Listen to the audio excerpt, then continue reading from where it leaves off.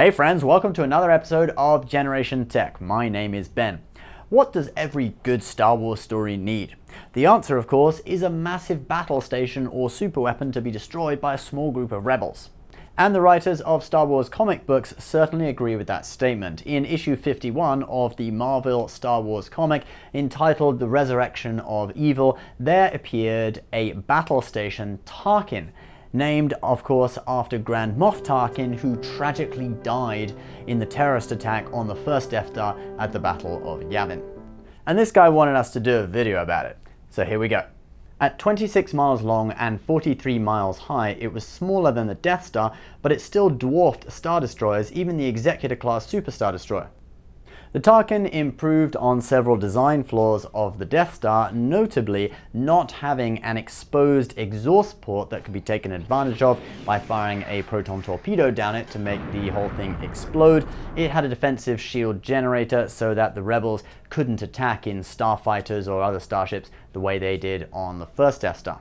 The Tarkin had a super weapon that could destroy planets, and it was actually a testbed for mounting similar super lasers onto the massive Eclipse-class starships that were in development.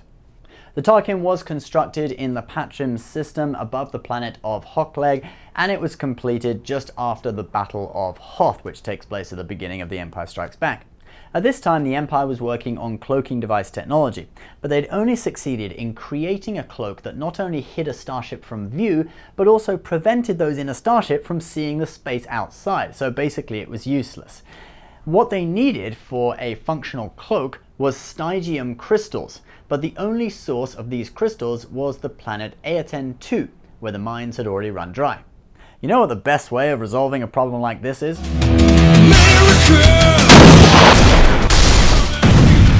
Blow stuff up. And that proved to be a correct course of action in this situation. Grand Admiral Mauricio Batch used Tarkin's super laser to shatter the planet Aten II, blasting the remaining stygium crystals out into space, where they could be collected by the Empire. These crystals were used in the TIE Phantom project to create a TIE assault fighter equipped with deflector shields, a hyperdrive, and a cloaking device. The destruction of Aten II was the only time the Tarkin successfully fired its super laser, and the destruction of the planet kind of let the rebels know that the Empire had developed another super weapon. Before long, spies were sent to the Patrim system to gather intelligence on the Tarkin, and they managed to get hold of a set of schematics.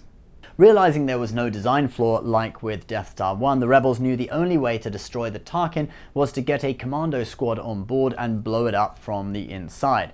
So Luke Skywalker, Princess Leia, Chewbacca, C-3PO, and R2-D2 rose to the challenge to perform the mission, because they were the only ones who had ever infiltrated the Death Star and survived, or because they're main characters and have plot armor. You decide. They slipped onto a shuttle of workers bound for the station from the planet below and blended in with the staff. Now, I don't know how a 7.5-foot Wookiee, a golden android, and a walking trash can blended in, but anyway. Now, when they arrived at the station, coincidentally, Darth Vader also arrived aboard a shuttle for an inspection, and he immediately sensed the presence of Luke Skywalker. And Vader decided to find Luke and turn him to the dark side of the Force. But the situation got even more complicated when a group of senior officers who were fed up with Vader's brutal discipline practices decided to assassinate him.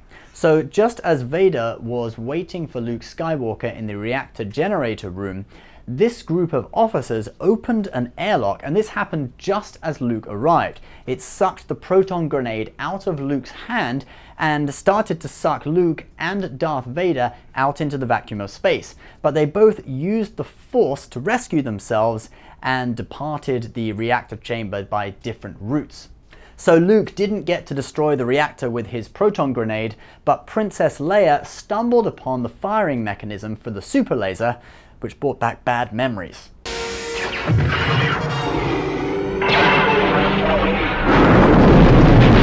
So she basically hot-wired the weapon to fire back into itself and cause a massive explosion when it was used.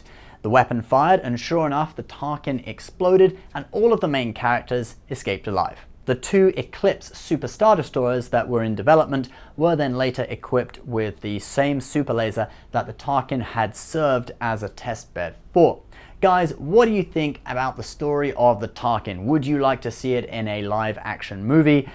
Leave your comments below. As always, if you're new, please subscribe, give this video a like, and if you're watching this, you are Generation Tech.